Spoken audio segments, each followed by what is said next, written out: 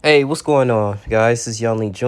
A little bit under the weather right now, so that's why my voice sounding like this. But I want to talk about this, right? So we had Cowboy star linebacker Michael Parsons, a really good, linebacker for the Dallas Cowboys. I really enjoy him, but it's been some, he's been hemmed up on a little bit of controversy, or I want to say offensive tweet, right? What people will say. Some people will kind of rip him off for that, and he ended up apologizing. But we woke up this morning, right? With WNBA star Brittney Griner. She has been released from Russian custody roughly 10 months after being arrested for bringing vape cartridges containing hashish oil through a Moscow airport. So she was faced from a Russian penal colony in exchange for Russian's arm dealer Victor Bolt. Now, the U.S. official confirmed. I actually did some research on Victor Bolt. Yeah, he was a super criminal. I didn't know that he was an international arms dealer, and this is kind of scary because he was pretty much training in like different militias from other countries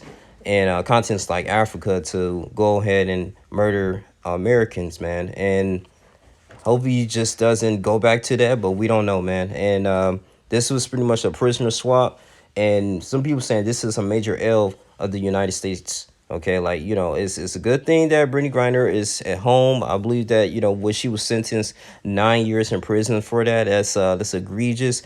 But in exchange for a prisoner that he's supposed to be locked up for decades and is known for creating plots to kill Americans, that's a huge concern. Now I can see why people was kind of upset with the Biden administration.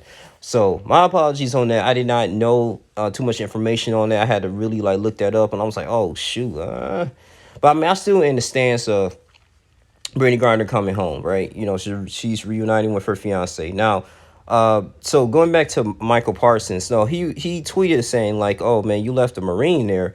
Nah, and we still not voting for you. So Paul Whelan was a U.S. Marine. I think he was charged for espionage, right? And he was sentenced to 16 years in prison in 2018.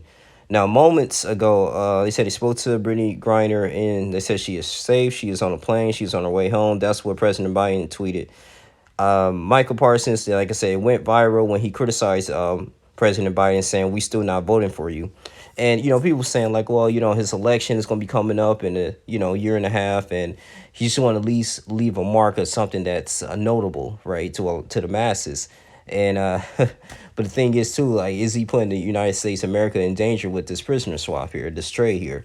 Now, Michael Parsons, he had to retract it, because I'm pretty sure he's gonna face fines and all this. But he said my last tweet was no shot at Brittney Griner. I'm super happy she's back home as she should be. I just have family who have served, and it's crazy to me the president wouldn't bring him home too. I'm the furthest thing from a Trump supporter, but I'm not a fan of Biden either. So they said it just spoke to some people that I respect and trust. I should have been more educated on the topic and not tweeted out of emotion for my family and who have served. For that, I apologize. Also, if I what I'm told about the attempts to bring Red Marine Paul Whelan home are true, then the best outcome was accomplished. I pray Mr. Whelan comes home, but I'm extremely happy for Brittney and her family. I am not prideful to admit when I've made a mistake.